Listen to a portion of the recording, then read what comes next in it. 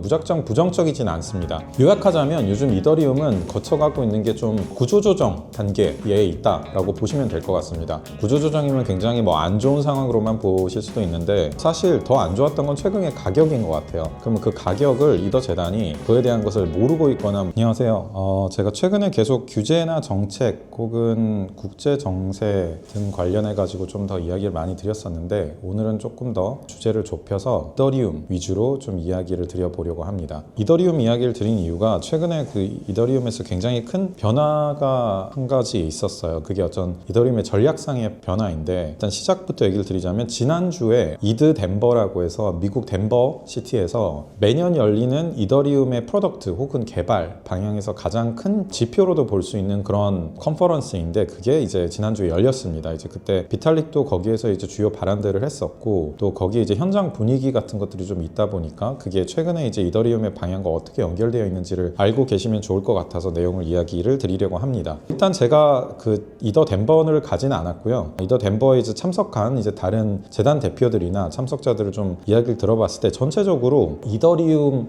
행사의 규모가 굉장히 많이 줄었다라는 이야기를 들었습니다. 전체 체육관 하나를 통째로 빌려가지고 보통 컨퍼런스를 하는데 체육관이 한 반 정도가 채워진 상황이라고 하고 여러 가지 이유가 있다고 보더라고요. 이민 정책에 관련 것 때문이다. 혹은 이더리움이 지금 최근에 하고 있는 정책 변화 때문이다. 이런 얘기들도 있는데 그게 어떤 내용인지를 조금 더 말씀을 드려보면 무작정 부정적이진 않습니다. 요약하자면 요즘 이더리움은 거쳐가고 있는 게 좀 구조조정 단계에 있다라고 보시면 될 것 같습니다. 구조조정이면 굉장히 안 좋은 상황으로만 보실 수도 있는데 사실 더 안 좋았던 건 최근의 가격인 것 같아요. 그러면 그 가격을 이더 재단이 그에 대한 것을 모르고 있거나 무시하거나 그냥 하던 대로 하면은 계속 문제가 될 거고요. 이더리움 재단이 지금 그렇게 원인이 생겼었던 매크로 요인을 제외하고도 어떻게 돌파해 갈 건지에 대한 어떤 대안이나 전략이 있다라면 생각해 볼 수 있는 부분이 분명히 있는 더군다나 지금의 기관화의 모멘텀이 굉장히 중요한 시점에서 가장 주목받고 있는 체인으로서의 역할을 어떻게 할 것인가에 대한 그 생각을 짚어볼 수 있다는 측면에서 저는 꽤 긍정적으로 해석을 하고 있습니다. 첫 번째로 비탈릭은 최근 들어서는 이더리움은 점점 더 기관인에서 쓰이는 금융, 스테이블 코인, 결제 등등 토큰화 주식 이런 모든 것들의 원장의 역할을 점점 더 가져가려고 하고 있어요. 원래부터 그랬고요. 근데 그 이후에 여러분도 알다시피 수많은 L2들이 탄생을 했습니다.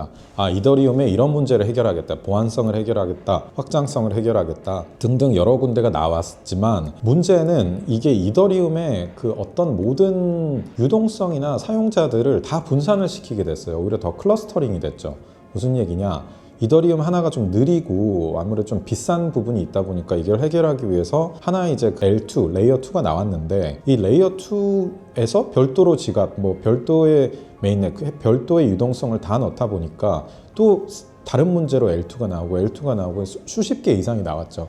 그러다 보니까 이더리움 하나로 뭉쳐야 될 생태계가 어떻게 보면 크게 보면 뭉쳐져 있겠지만 연결이 덜 된 상태로 서로 같이 일을 하지 않는 상태로 이더리움 기반으로는 가지만 L2는 각자의 길을 다 흩어져서 뿌리뿌리 흩어져서 가고 있었던 상황이 최근의 상황이었습니다. 그래서 전체적으로는 구조적으로 해결을 하는 것처럼 보였지만 실질적으로는 이더리움이 힘을 모으지 못하고 생태계가 크게 와해되어 있는 구조까지 가 있었던 게 최근의 모습이었던 것 같습니다. 그런 차원에서 최근에 이제 비탈릭이 그리고 이더리움 재단에서 어떤 걸 하고 있냐, L1, L2를 묶을 수 있는 플랫폼 팀을 출시했습니다. 이더리움이라는 핵심 L1과 수많은 이더리움 확장성을 고민하고 있고 실행하고 있는 L2들이 어떻게 하면 더 긴밀하게 일을 해서 서로 보완을 해서 갈 수 있을까에 대한 고민을 하는 형태로 지금 가고 있는 게 요즘 현실이고 비탈릭도 그 방향을 주장을 하면서 앞으로는 사용성, UI, UX, 유저 경험에 어떻게 개선을 할 것인가 그리고 유동성이나 이런 사용자 경험이 분산되지 않고 어떻게 유기적으로 하나로 연결되어서 갈 수 있을 것인가 이제는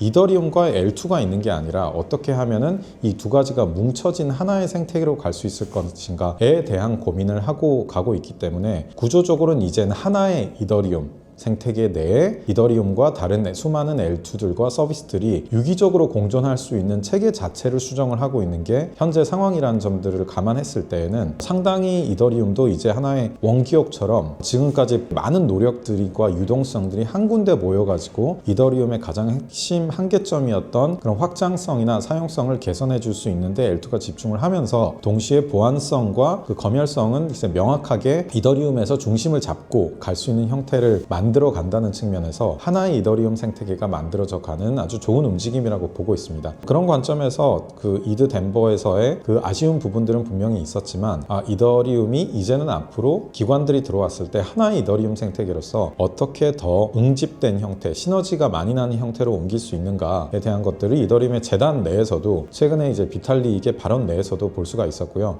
투자 관점에서 조금 더 생각을 해본다라고 하면 어떻게 이더리움 자체의 확장성, 예전처럼 그냥 이더리움을 두고 우리가 따로 하겠다라는 게 아니라 어떻게 하면 이더리움 생태계 전체의 특정 영역에서 무엇을 맡아서 할 수 있는가처럼 이더리움의 테마 포트폴리오는 어떤 것인가에 대한 부분들을 살펴보고 찾아가는 게 굉장히 중요할 것 같습니다. 그래서 이제 보안이라던가 그 확장성이라던가 혹은 이제 그 외에 이제 지갑 서비스 같은 핵심 영역에 있어서의 포트폴리오들을 제가 조만간 따로 한번 또 정리를 해서 설명을 드릴 수 있도록 하겠습니다. 느리긴 하지만 그래도 이더리움 재단에서 이제 본질적으로 이런 구조적 변화를 가져가는 거는 굉장히 좋다라고 생각을 하고 있고, 더군다나 이런 형태의 어떤 통합된 연계성을 중요하게 생각하는 기관 입장에서는 앞으로 이더리움 생태계를 더 유의미하게 살펴볼 수 있는 계기가 만들어지지 않았나라고 생각을 하고 있습니다. 힘든 시장이지만 이제 다들 잘 버티시면서 이 시장 발전하는 것들을 지켜볼 수 있는 근거들이 점점 나오고 있으니까 조금 더 힘내시고 시장을 잘 살펴보실 수 있기를 바라겠습니다.